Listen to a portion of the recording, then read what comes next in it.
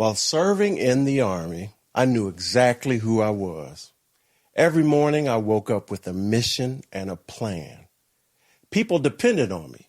Soldiers expected me to lead. The Army expected me to solve problems. I wore a uniform that told the world exactly who I was. Then, one day, it was over. The Army tried to prepare me through SFL TAP, but honestly, I didn't really take it seriously. You know, there were people that told me congratulations. There were people that told me, hey, you earned it. But nobody talked about the silence.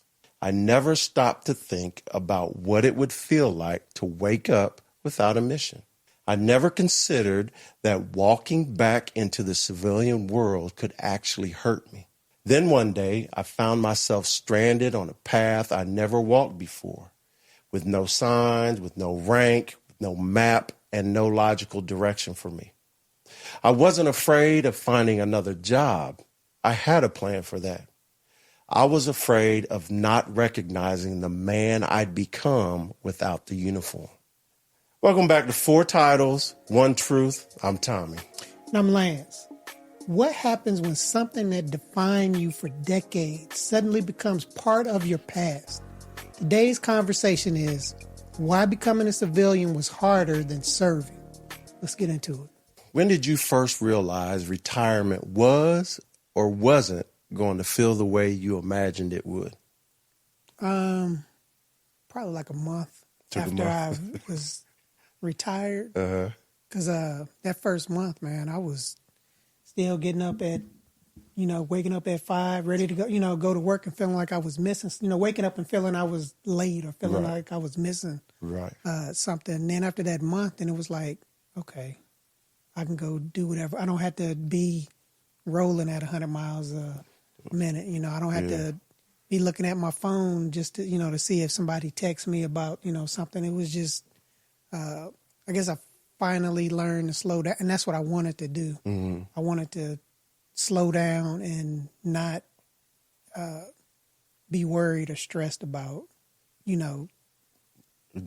somebody else. It was like I was looking at myself and what I could start doing to help better myself. It sounds funny, but help better myself. No, I get it. Especially in a new environment, new world. Yeah. So no, I get it. So let me ask you, did you have a dream of retirement? Or did you have like an image? Not dream, like an image? Not anything where it was like, no, I can't say that I was, looked at it and was like, I'm going to be laid out back on the back porch. I'm going to be doing, it wasn't anything like that. It was more of a, okay, I'm not, it was more of a not having an image and not knowing what to do. And that's probably that first month too. It was like, I didn't know what to do at first. Cause it was like, I felt like if I wasn't doing anything, then I wasn't worthy. Right. I wasn't helpful to anybody. I felt like I wasn't going to be helpful to. I wasn't helpful to anybody if I wasn't doing something. And it was like, and I said it took me about a month or so just to like, okay, that's crazy. Because I was picking up. I was washing clothes. Doing everything. I was. I was cooking. I was doing things, but it wasn't what I was used to doing. And then doing this on top of, and I was able to get things done. Like I was able to cut the grass at 9 o'clock in the morning, 8 o'clock in the morning and be done with it, and not having to wait till I got home from work and then doing it at, getting home from work at 4:30, then doing, cut the grass at 5. The hottest part of the day. Yeah, so it was like, okay, I got a little more energy. I'm feeling, so it was like, okay, I can go and do things for folks. If they needed me to run and go pick something up from the dry cleaner, whatever, I was available, and it was like being available in a different way.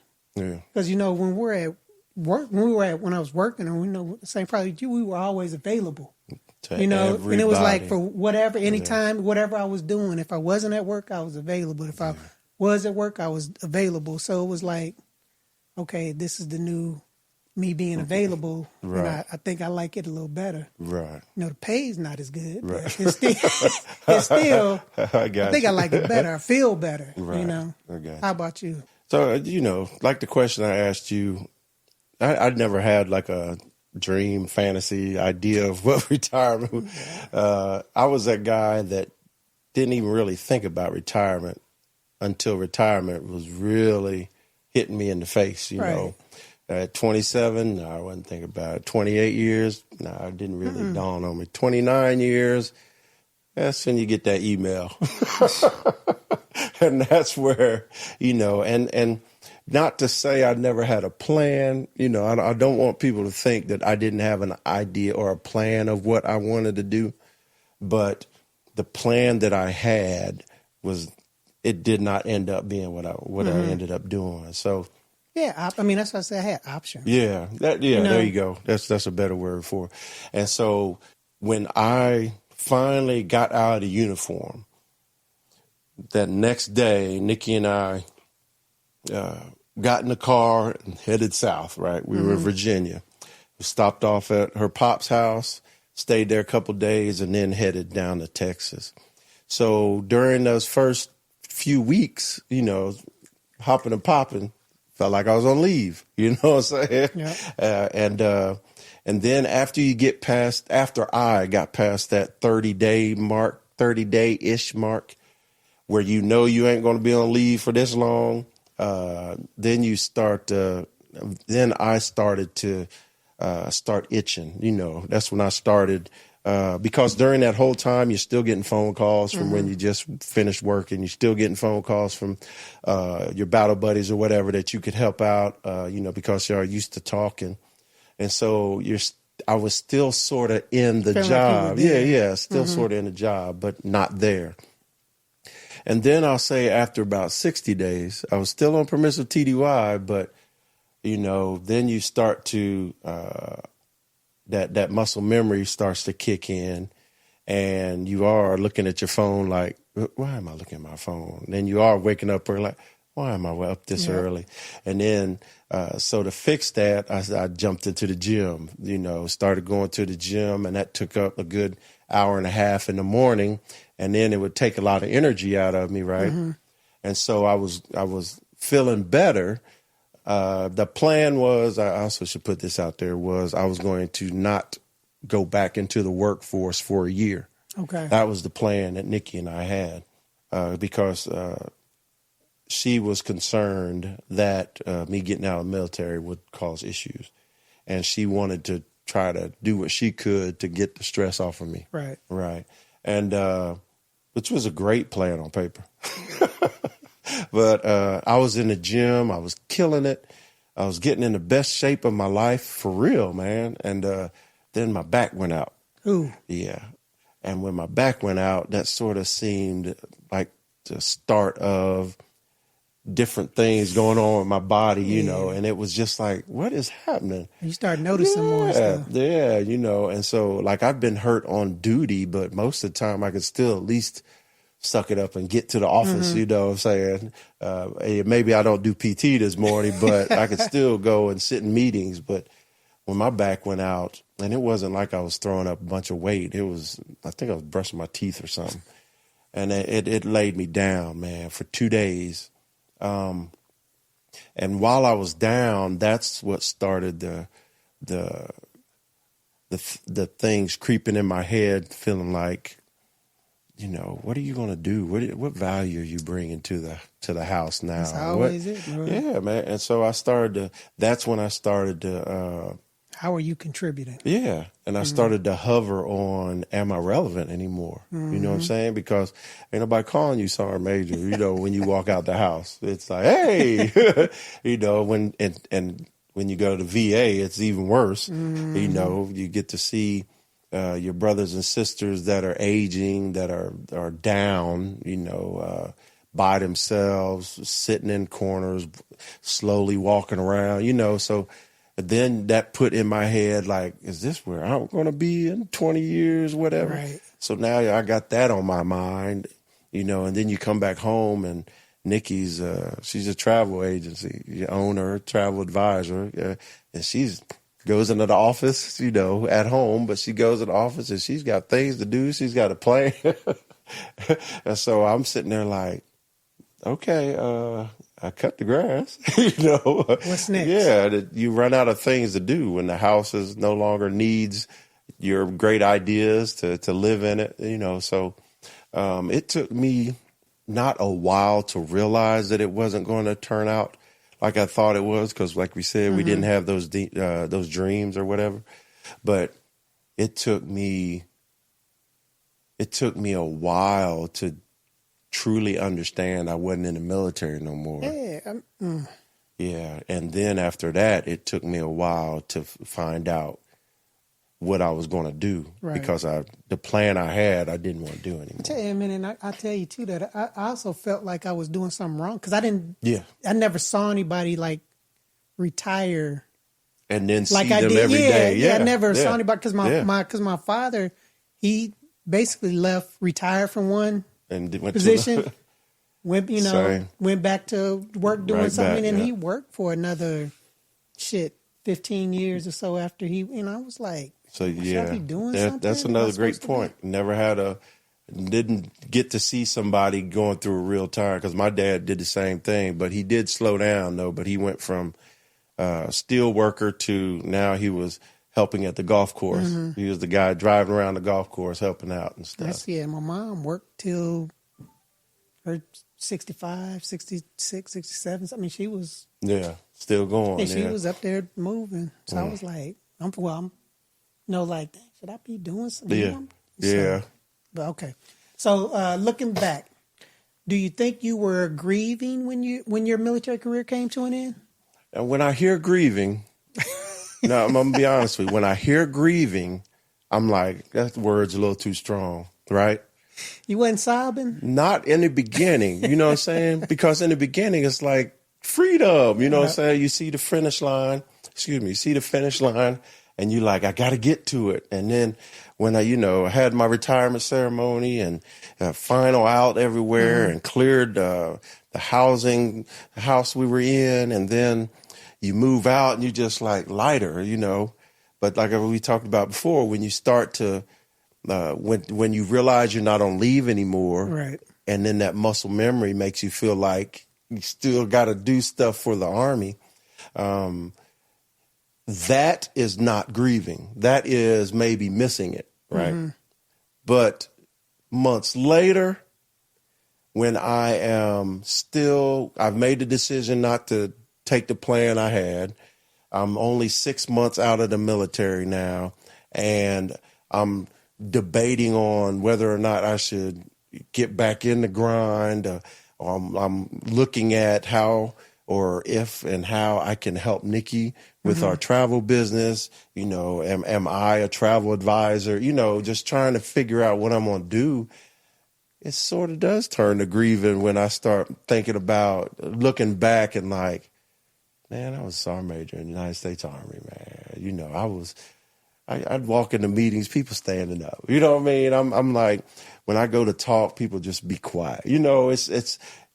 I started to really, really, really, if you don't want to say the word grieving, really miss the role I had attained, right? And it's not because I had the chip on my shoulder that I need to be recognized. It's you know what I'm saying? That is what you did. And you knew the field that you were in, you knew that field. Absolutely. So up and down. You felt that you knew that you were qualified and where I was supposed to be. You were doing good. I mean, you were passing on valuable information to folks.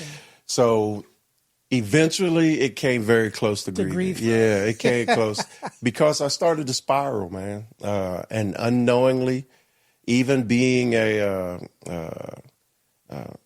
resilience certified instructor and have gone to mental health, I couldn't stop myself from spiraling, man, because I was too busy remembering who I was instead of somehow closing that chapter and moving on. Yeah. And so that was my, what about you? I don't think I learned to, was seeing to appreciate what I had done. Right.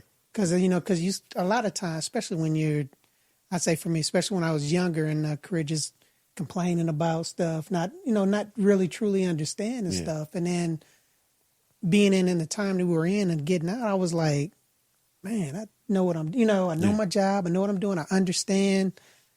You start understanding all the different parts and other people's jobs, which makes your job easier. Absolutely. And it was one of those things where it's like, man, I seeing how, my kids, work in the civilian sector and hearing about, some of the stories of their bosses and, supervisors and things where it's like, man, because your thing is like, man, I wish I was there. I could tell. So you try to, but it was like I could explain to them, it's like, this is why this is going on. This is why you should be, look at this, try to go about it this way. Try to, so that they could see things in a different way to help them understand it better. Right. And know to say that too will pass, but it was, I don't think it was ever grieving, but I did. I mean, I did miss it. And a lot of it was just missing the people, and just missing the excitement of just the different stuff that would come. I mean, because we get to do a lot of things and get to see a lot of things when, in the military. You can't make anybody understand. I mean, that you don't and learn. And so I missed that piece to the point of grieving. No, because I could pick up one of my professional journals and I could read about it. If I really wanted to know, I could call some, and still having contact with folks just to hear about what's going on is just would help with that, where it was like, okay, I'm glad I'm not there, dealing with that stuff, because some of the stuff is you deal with some silly stuff too. Deal with some big time silly stuff too. That you don't want to be a part of. Right. Yeah. But I will go back and add this too, that my grieving was, and I know I always get pushed back from people and I tell people this, especially you, but I had aspirations.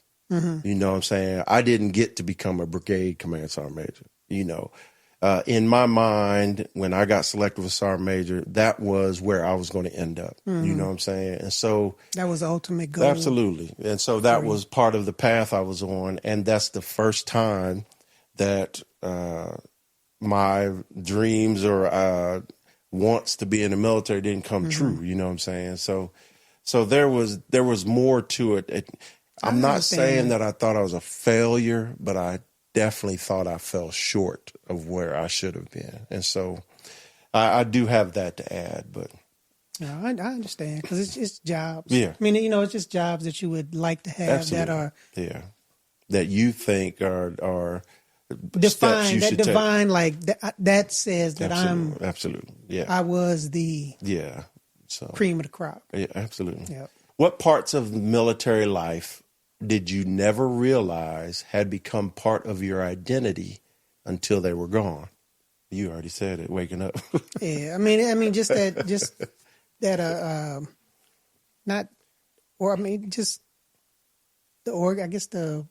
structure, the routine. Yeah, the routine. Routine. I mean, the structured routine, just the everyday life stuff that you just incorporate into your 24, that you're doing 24/7, regardless if you're home base, or if you at your at your house in the neighborhood, in the city or whatever. I mean, it's just certain things that you do, and it's some things that I still still do because they make sense to your me. Mind. Yeah, they make and sense you wonder to me. Why civilians don't do it. Yeah, and understand why others don't do it. Yeah. But just being not having to conform to that. We're not being free of that. Yeah, not having to do that. And if I'm doing it because I want to do that or follow it, not because I have to. Right. So so it was like, okay. I get that. For me, it was it's a combination of things. It was the getting up early, because now I'm getting up early and I'm like, I could do a whole bunch of stuff, but then what am I going to do the rest of the day? You know what I'm saying? So that's one thing. Another thing is I'm a transporter, man. I always back my vehicle in, right? And the reason you back your vehicle in the military is so if something goes wrong, you're ready to go. You know what I'm saying? You ain't got to do no 3-point turnaround.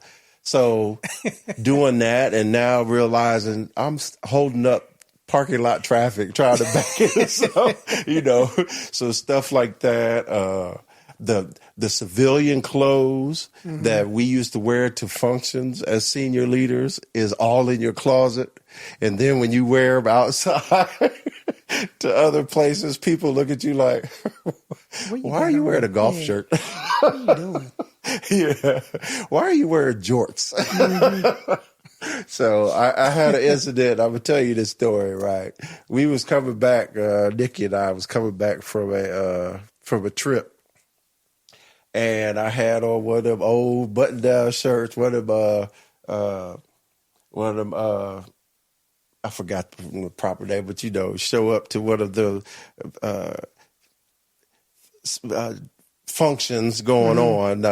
Like sergeant majors, colonels, we always got to go to something. The general wants to do something, or you got to support something. But I had on a black button-down shirt, right? And then I had on some casual jeans, right? And then I had on some black Nike shoes. Now, in my mind, it matching is all that stuff, right? But we ended up landing in Atlanta, and we go to the lounge. I go to the bathroom, come out of the stall, about to wash my hands, and I look up, and I'm like, I look like an old Sergeant First Class.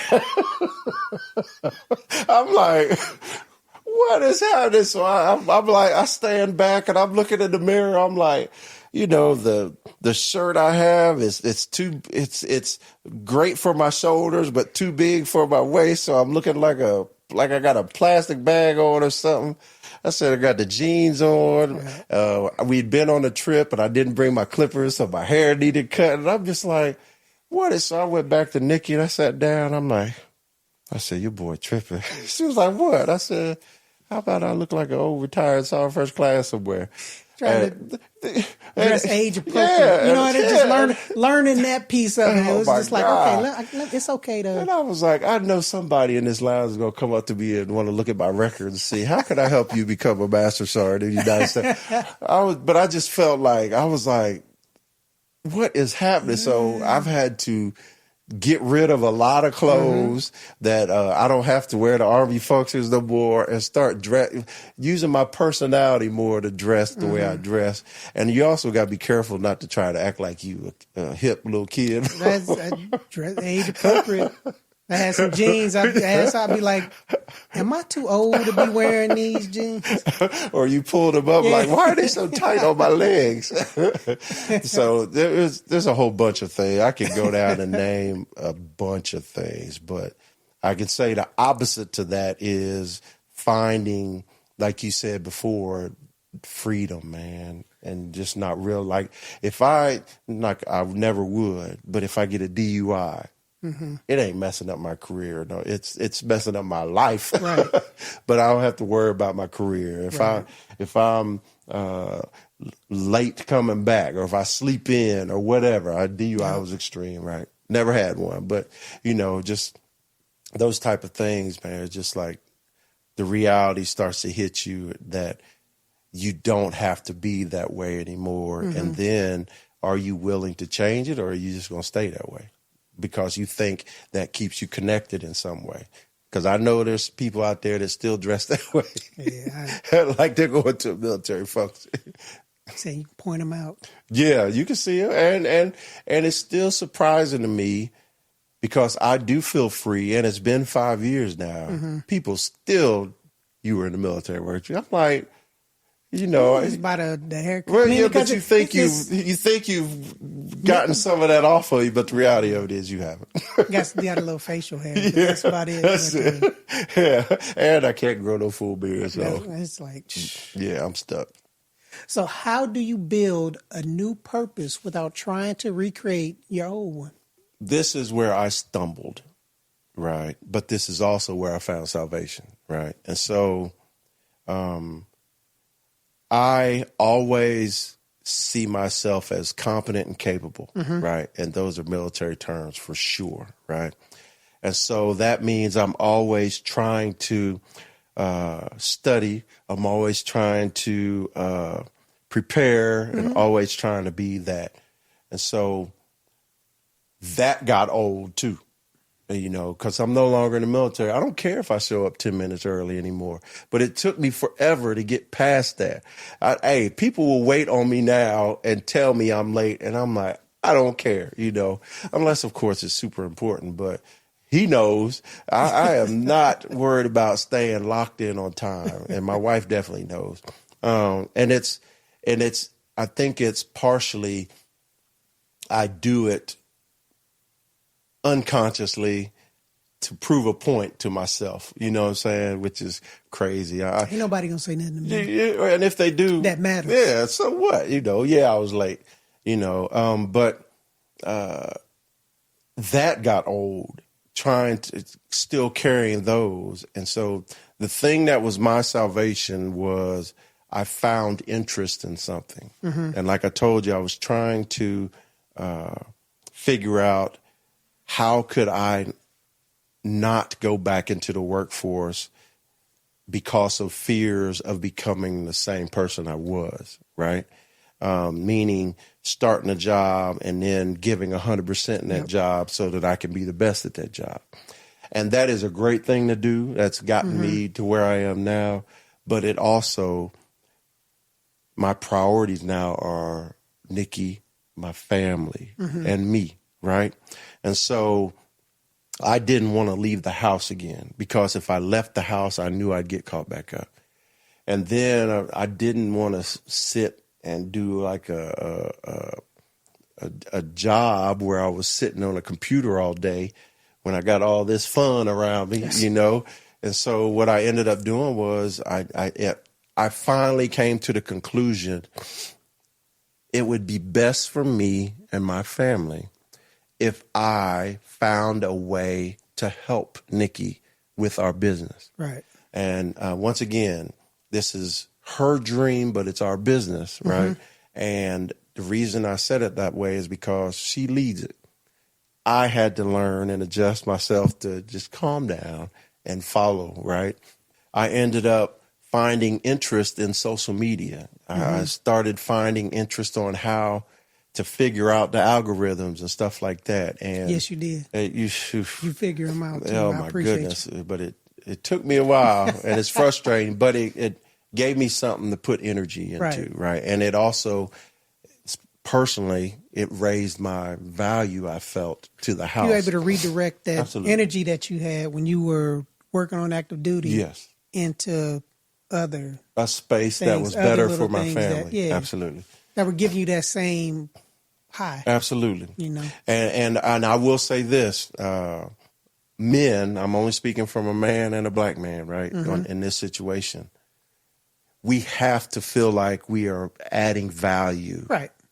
And if we don't feel like we're adding value, that's what leads us to spiral, and that's what leads us to doing stupid stuff. Right. And so luckily, because I was spiraling and I was doing stupid stuff, meaning I was losing control of my anger. I was doing, feeling combative to people, you know, and we throw PTSD and all that stuff. But the bottom line was, because I wasn't able to lock in on something, I was falling apart. You know, the structured person I had become was starting to fall apart. I was able to find something that took my energy and my focus. I would say you were able to refocus. Absolutely. You know. And help the family and help the business. So what about you? I was able to let go, because I could have gone back to work. Yeah. Could have gone back to work easy. Immediately. Because I was in a profession in the military that translates everywhere 100% onto the into the civilian side. Right. It was just a matter of, same as you, where it was like, I knew if I went back to work, I was going to be back in there. Yeah, be doing it, you know. And she had gone back to work like 6, 7, 8 months before I retired. Right. So then the kid, kids were just starting out there. When Mackenzie had been in her forever job, her adult job for about 2, post-college, yeah. Miles, just starting his, just graduating, just starting his. So it was like, okay, I don't need to, and I retired. I didn't do the 30 because I said, I can't do this anymore. Yeah. Because it started affecting my health. Yeah. It started coming. I was like, oh my God, what's going on, Plus, you were losing interest. I know you said that before. Yeah. I mean, it was of that grind. It was getting to the point where what needs to be done. You say it every day. This is what I need. This is, and you keep getting told, no, we can't. But and it's like I got tired of that. Yeah. It's like I've been doing that for the last 25 years. Hearing that and listening to that. Yeah. So it's got to be something better than it, Yeah. And it's just I just did not. I needed a break. I needed a break. And I said, okay, with this break, I'm gonna do whatever I can. Do to help the. So I was like, I just went straight into. I had my dog, so I was taking care. So that was.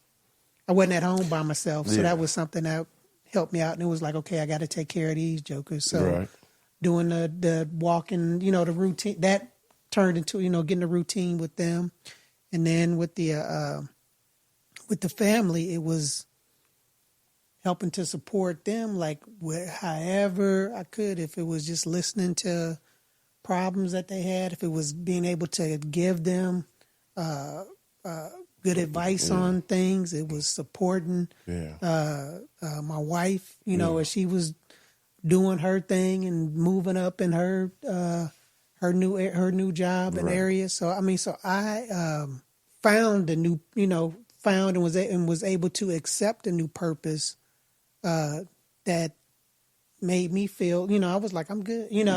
I was able to accept and say, I'm good. I don't need to I don't need to hear that extra. I mean that because and I would. And I'm not trying to. I don't want to come across sounding like I'm bragging or anything, but because it's absolutely. But I was so blessed coming up from high school kid, college, of being successful in sports and the you felt success. School. Yeah, I felt that right where it was like, okay, I'm good. I don't feel like I need that that piece of it, the piece that I well, you felt accomplished. Yes.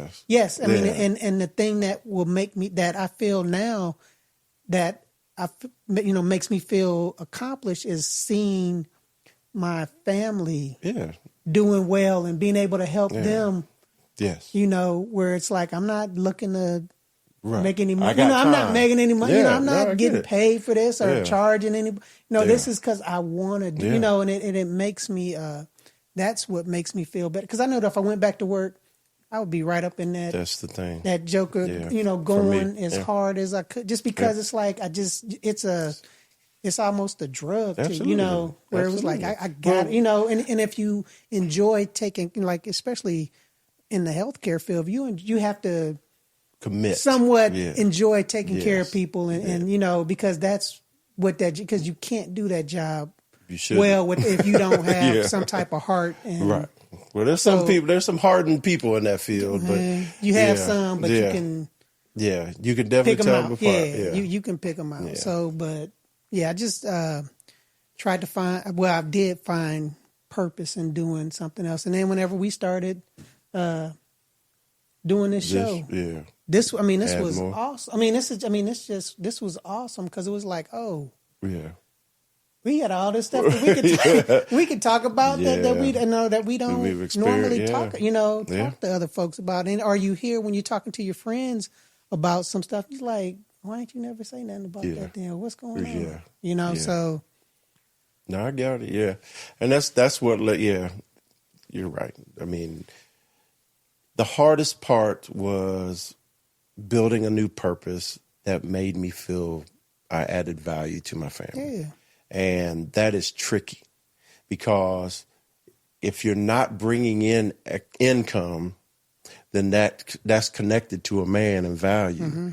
And then when you have retirement, you sort of forget that you are bringing up income based off of what you did instead of based on what you're doing now. Yep. So you gotta, for me, I had to, and my wife had to tell me, and I had to hear friends tell me that, man, you did all that. You're bringing this home a month. That's something, dude. Yeah, but you got to wrap your head around it. So yeah, I agree with you on everything you said about that. Because it doesn't stop you from spiraling, but at least it's something you can grab on to start to stop you. Well, I mean, and a lot of that is just being self-aware of yourself. Awareness. Yeah. And accepting where you are. Absolutely. Accepting where you are and appreciating that. Absolutely. I mean, I can tell you, I absolutely appreciate where I am, accept where I am. You can see it. What I'm doing, because it's like, okay, this is what I can do now. This is where I am. So, in my opinion, most people that retire, military or wherever, there's going to be a lull. There's going to be a drop in your value. But there are people that they either don't admit it. One, they either admit it and deal with it. But the bottom line is, are you moving on? Right.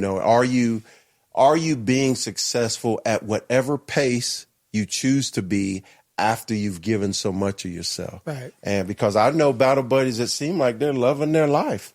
And I don't know if they're being straight up with me. I just know that with me, I love my life now, but 5 years, it took a good 3 years for me to stop feeling like I was falling short in the manhood department when it comes to taking care of my family.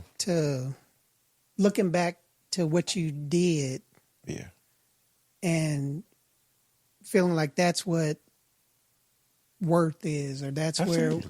where worth is measured and stuff. And it's okay. I mean, anybody that's retired and I feel like it's okay to go back and to think, to remember, pull back different episodes and things that happen, but use those for learning purposes, not for it's measuring. Not you now. Yeah, don't use them for measuring purposes, because you can you can look at your body now and think it's like, I don't look the same that I did when I was 25.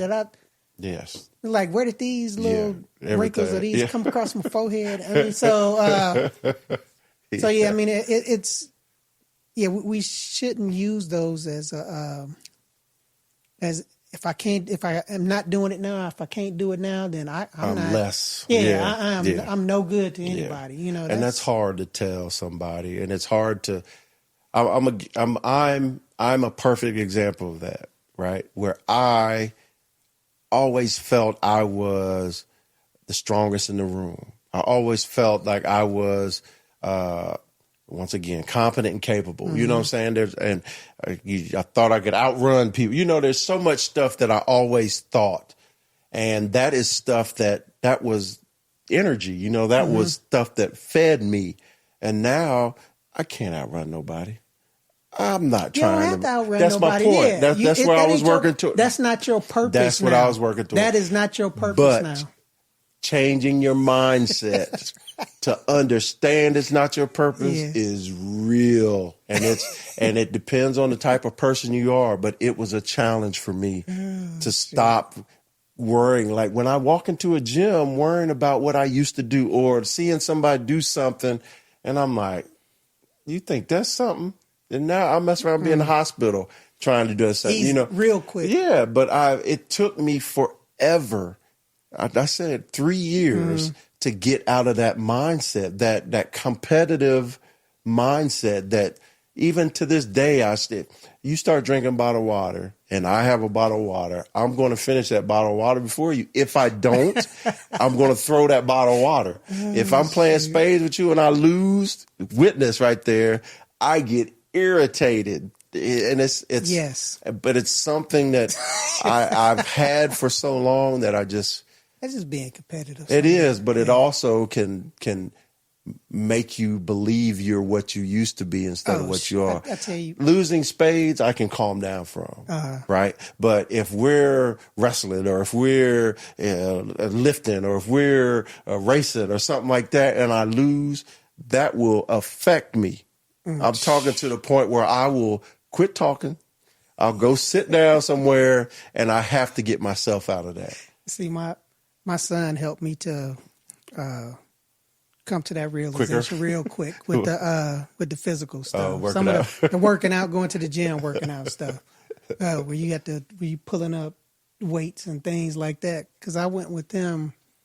I went with them a couple of times, few times after I retired. You know, I've been retired for about 7 But you're 9 still months. in the. And I'm thinking, this joker, he can't. You got old man strength. Oh, it is for some. It is around the house and stuff. You just pick up a chest and move it, and you try to ask them to move it. They're like, "This is too heavy." But they put some stuff on a barbell, and they start throwing that stuff up. I was like, "Oh no, I'm not doing that." He did something and was putting it up on the bar, and he's like, "You want this?" I'm like, "No, I don't. I don't want that at all."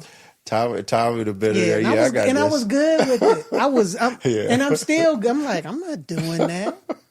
He's like, give me them 25s. I'm straight. Yeah. Oh, yeah. Hey, differences. You know what I mean? All right, check this out. If you could sit down with every soldier 1 year before retirement, what would you tell them that SFL TAP, Soldier for Life, couldn't? Oh, that's a good program. I mean, it really is a really good program. It's some of the stuff that didn't for me didn't. I didn't need. I mean, I know how to do resumes like that, and I job interview. I mean, it's good information. I think all of it's good information, depending on where you are in your career. I think for especially young soldiers that are getting out. Absolutely go and because it is so many. Because it was different programs and things and services that I had no idea were available or a thing. That were there because we've been in that Army rut for so long. Yes, that will absolutely help you to get a new, get a job. Not prolong, but start your schooling after our post military life. Yeah, but it's just like it's. I'm the only thing I can think of that, and it's going to be different because I think retirement's going to be different for everyone. Absolutely, because it's not the same. Because it wasn't the same for me that it was for you, that it was for your wife or my wife. So I think you just have to. I would just say, we've been talking about this, but. Look, it's okay to be retired. It's okay not to be doing anything if you can just keep yourself busy. Have some type of routine. Try to find you some type of routine when you first get out, because that's the thing that we missed the most is that you had somebody that was telling you that you had something at 8, or had something you were at making 10, a schedule. had something at 1. You did this at 2. So find yourself somewhat of a routine just to help you ease out of that where you have to do stuff in the military to, okay, this is what I plan on doing. Right. It'd be nice to do it, but if I don't get it done today, it's gonna be all right. Yeah, it's gonna be fine. But that SFL TAPS is it's a good absolutely, and you have to do it. Yeah. And take. I would tell them take notes in those classes. Absolutely. Don't just blow off. Listen, don't just go there and just blow off the stuff. Take some notes, because there's some things that you probably be surprised that you'll go back and say, oh man, I think that they had some for this about. Well, I'll just tell you, SFL TAP is an outstanding program because it makes you think about your job is over here. But here is where you can start to think about what's next for you. Right. And I think that is outstanding, and I'm glad it's mandatory. But you're right. There are differences. If you're a sergeant major, colonel, general, it's not as, structured and required as it is for a specialist E5 staff sergeant. If you're not retiring, it's different because you're still super young. You maybe did 3 years, 5 years, 8 years, whatever in the military, and you are gnawing at the bit to get to that next job, But if you're retired 30 years and you're a senior leader, sergeant major and above, colonel and above, odds are when you get out of the military, you're either going straight to executive level or you're going to be some kind of advisor, right? And that means your schedule's changing and your stuff is going to change. If I had something that I could add to SFL TAP that might have already happened, but I would have mental health, either like doctor, counselor, to come in and just talk about, the change. Just talk about leaving an environment that's going 100 miles per hour to finding an environment that may only go 90 or less, right? So I'd have that initially. And then for like a couple more times, I'd bring in retirees at different levels. I wouldn't bring in people that are associated with the SFL TAP program. In other words, people that have probably gotten out and now working here. I would bring people that not working anymore. Not working there. Well, not working there, and Right. just listen to their story, Stories, right? yeah. And then have somebody like you, right? Or have somebody like me, or have somebody like who went on to be the freaking CEO of something, But I think that would be value added because I don't think it should be hours long, but it should be something to where people understand, people can grab onto it and say, okay, mental health. Even if they ain't listening, they're like, well, they did mention mental health, so Right. why And that also would help folks feel like, man, that's okay. Somebody said I might feel this way, so I can get through okay to this. feel that it's way. okay to feel this way, and I know I can get Absolutely. through it.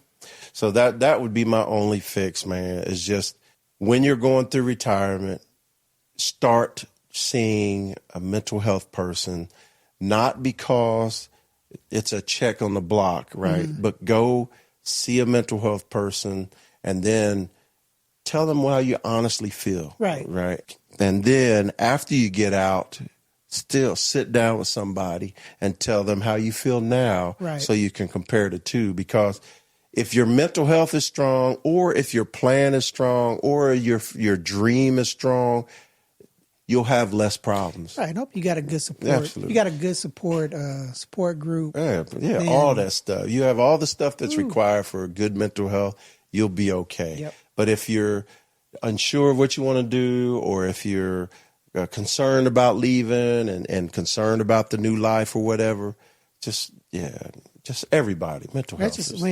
It just have a plan. Absolutely. Use that use TAPS to help you Develop that. develop your plan Yep.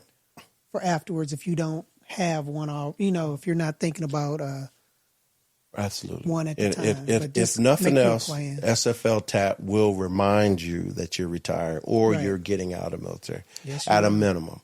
But use it more to find out maybe what field you want to go to, or find out the steps you can take to get into a different field, or just start a new life or whatever. But Yeah, I understand that. take advantage of it. One of the biggest surprises about leaving the military isn't finding another job. It's looking in the mirror and asking yourself, who am I now? For years, the uniform answered that question for us. It gave us purpose, responsibility, and a place to belong. Then one day, it's gone. If that's where you are today, understand this. You're not losing your identity. You're discovering that it was never supposed to end with the uniform. What you learned, who you became, and the lives you impacted, those things didn't retire. The next chapter isn't about replacing the man you were. It's about giving that man a new place to serve. Hey, transition from the Army was scary for me, and I was sinking for a bit. But once I wrapped my head around it, I realized I was free. It's free. It is. If this conversation helped you in any way, please like and share this conversation with people you know who are struggling or could be struggling with retirement. And as always, brother, let's keep the conversation going. Hey, 4 titles. One truth.